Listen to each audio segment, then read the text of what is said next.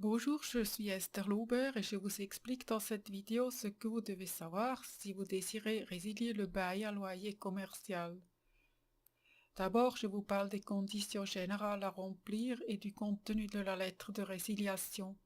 Ensuite, je vous donne des informations sur la restitution anticipée du local commercial. La dernière part de cette vidéo est consacrée aux propriétaires. Ils doivent remplir certaines conditions, faute de quoi ils risquent que la résiliation est nulle. Je vous explique dans quel cas une résiliation anticipée ou immédiate est possible. Vérifiez le bail à loyer en ce qui concerne le délai de résiliation et l'échéance du bail. Selon le Code des obligations suisses, le préavis de résiliation est de minimum 6 mois pour un local commercial. Des délais de résiliation plus longs sont parfois négociés. Le bail à loyer peut être résilié pour le terme. La plupart des baux prévoient un renouvellement tacite si aucune partie ne le résilie. Si une durée déterminée a été convenue, aucune résiliation n'est nécessaire et le bail termine à la date prévue. La lettre de résiliation du bail doit être envoyée à la régie respectivement au propriétaire par lettre recommandée. Elle doit contenir vos coordonnées, donc votre nom, l'adresse et si possible aussi le numéro de téléphone privé et professionnel et votre courriel, le descriptif de l'objet concerné par la résiliation, la date quand vous aimeriez restituer votre local, même s'il s'agit d'une restitution anticipée. La lettre doit être signée par tous les colocataires du bail, respectivement par des personnes autorisées à signer pour la société. Une résiliation partielle ou conditionnelle n'est pas possible. Une annulation ou un retrait de la résiliation est seulement possible si les deux parties sont d'accord. La durée de la résiliation commence à courir à partir du jour de la réception du courrier. Est considéré comme jour de réception le jour du dépôt de l'avis de retrait par le facteur dans la boîte aux lettres du destinataire, s'il peut le retirer le jour même au guichet de la poste, sinon le premier jour ouvrable qui suit la tentative de remise. Si le délai de résiliation n'est pas respecté, la résiliation prend effet pour le prochain terme pertinent. Vous désirez restituer vos locaux d'une manière anticipée.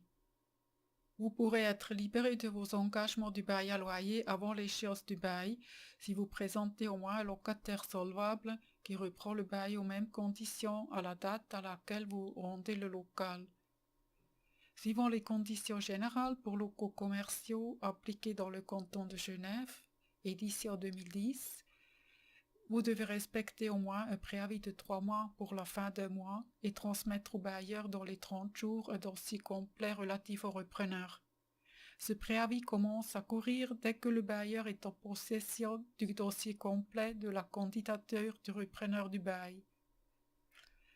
Cependant, le bailleur ne peut pas être obligé à conclure un bail à loyer avec le candidat que vous avez proposé, mais vous êtes libéré du bail pour la date pour laquelle vous avez donné le congé si le candidat remplit les conditions.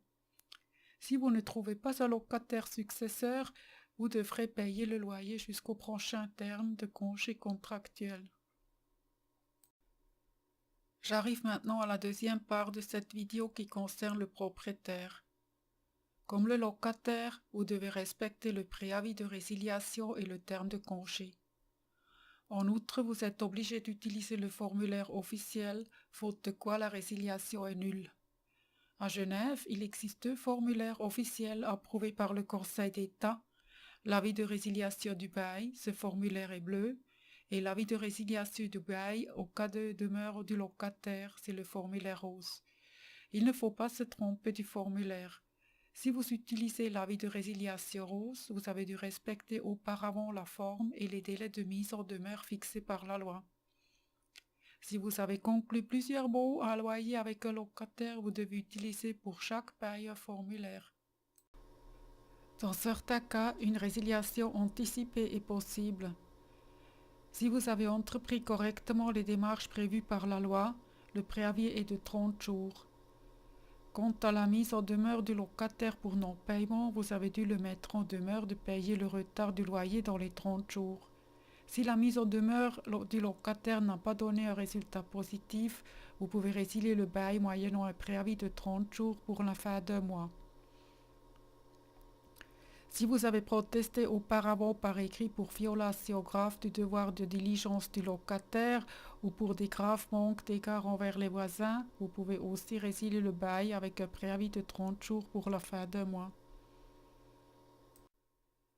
Si le locataire a commis un préjudice grave, par exemple il a volontairement mis le feu dans son local, vous pouvez résilier le bail avec effet immédiat. Si le locataire est en faillite, le bailleur peut demander de l'administration de la faillite et sûreté en leur fixant un délai convenable.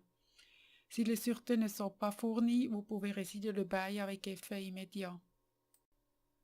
Si vous avez aimé cette vidéo, mettez le pouce en haut et abonnez notre chaîne de YouTube. Je vous remercie, au revoir et à bientôt.